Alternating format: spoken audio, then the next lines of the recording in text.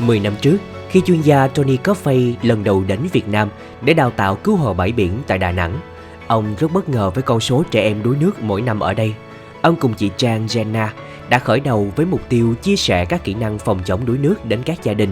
Từ đó, Survival Skills Việt Nam ra đời với khát khao cháy bỏng, làm sao để mỗi người dân Việt Nam đều có thể tự cứu mình và cứu người trong các tình huống khẩn cấp.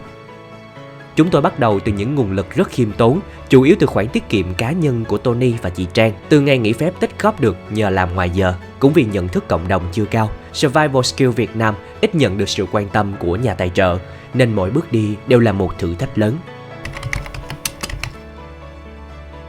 Năm 2018, bước chuyển mình thành doanh nghiệp xã hội Survival Skills Việt Nam đã mở ra cánh cửa cho hàng trăm doanh nghiệp và trường học trên khắp Việt Nam lần đầu tiên tiếp cận với các khóa học đào tạo sơ cấp cứu đáp ứng những tiêu chuẩn, phương pháp và công nghệ mới nhất từ quốc tế.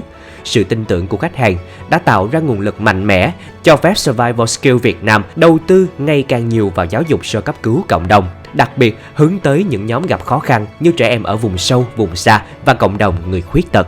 Khi đại dịch Covid-19 bùng phát, mọi thứ gần như đảo lộn. Survival Skills Việt Nam đã biến khó khăn thành cơ hội bằng cách số hóa toàn bộ mô hình đào tạo, giúp người dân Việt Nam có thể tiếp cận với các khóa học sơ cấp cứu từ xa. Nhờ sự chuyển đổi này, chúng tôi không chỉ vượt qua thách thức mà còn xây dựng một nền tảng phát triển bền vững hơn. Trong 10 năm qua, sự đồng hành của cộng đồng học viên, tình nguyện viên, các tổ chức trong và ngoài nước đã trở thành nguồn động viên mạnh mẽ giúp lan tỏa kiến thức sơ cấp cứu đến mọi miền đất nước. Đó là sự tham gia nhiệt tình của các điều dưỡng, bác sĩ và tình nguyện viên. Đó là các doanh nghiệp không chỉ là khách hàng mà còn là đại sứ cho sứ mệnh của Survival Skills Việt Nam. Đó là những nhà báo, nhà đài đã truyền tải thông điệp nhân văn của sơ cấp cứu. Đó là các chương trình hỗ trợ khởi nghiệp, vườn ươm và các cơ quan chức năng. Đó là các cơ quan chuyên môn y tế đã tin tưởng chuyển giao nội dung, kiến thức để phát triển trên nền tảng Survival Skills e-learning. Nhờ sự hỗ trợ to lớn này, hơn 150.000 người dân Việt Nam đã có cơ hội tiếp cận kiến thức sơ cấp cứu. Trong đó, có hơn 100.000 lượt học viên được học hoàn toàn miễn phí qua các chương trình hỗ trợ cộng đồng. Chúng tôi tự hào vì thành quả này không chỉ là của riêng Survival Skills Việt Nam, mà là thành quả của tất cả các đối tác và cộng đồng đã cùng đồng hành.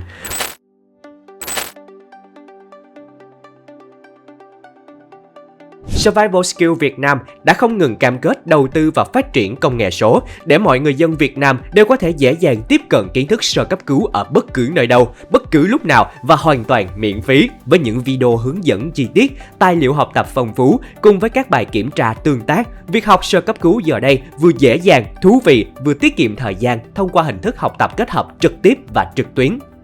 Trong những năm gần đây, Survival Skills Việt Nam cũng đã tiên phong cung cấp các tài liệu học phù hợp cho người khuyết tật, từ bài giảng ngôn ngữ ký hiệu, sách chữ nổi Braille đến sách nói. Các tư liệu này còn được dịch sang nhiều ngôn ngữ để phục vụ cộng đồng người khuyết tật và người chăm sóc tại Thái Lan, Indonesia, Myanmar và nhiều quốc gia khác trong khu vực. Công nghệ không chỉ giúp chúng tôi lan tỏa kiến thức mà còn xây dựng một cộng đồng gắn kết, nơi mọi người cùng nhau học hỏi và sẻ chia.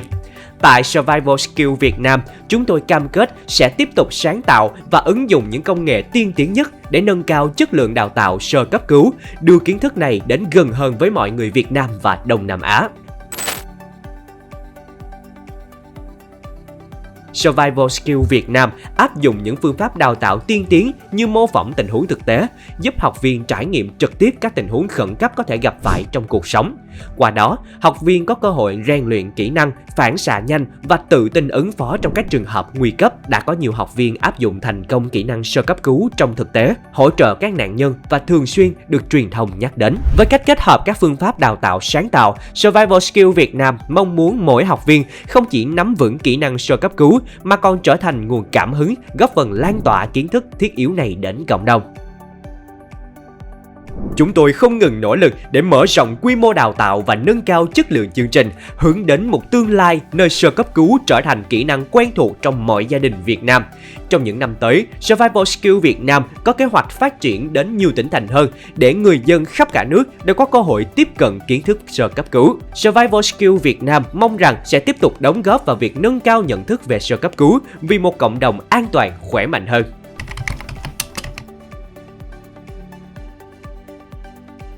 Hành trình 10 năm của Survival Skill Việt Nam là một chặng đường đầy ắp kỷ niệm, những thách thức đáng nhớ và vô số bài học quý giá. Chúng tôi không chỉ đơn thuần là một tổ chức đào tạo sơ cấp cứu, mà còn là một phần của cộng đồng lớn mạnh, nơi mỗi cá nhân đều có thể trở thành người hùng trong cuộc sống này. Hãy cùng Survival Skill Việt Nam chung tay, chia sẻ, truyền cảm hứng và nâng cao nhận thức về sơ cấp cứu. Mỗi gia đình Việt Nam sẽ là một bến cảng an toàn, nơi mọi thành viên đều biết cách chăm sóc và bảo vệ nhau. Hãy cùng Survival Skill Việt Nam lan tỏa kiến thức sơ cấp cứu, vì ước mơ mỗi gia đình Việt Nam có ít nhất một người biết sơ cứu đúng cách.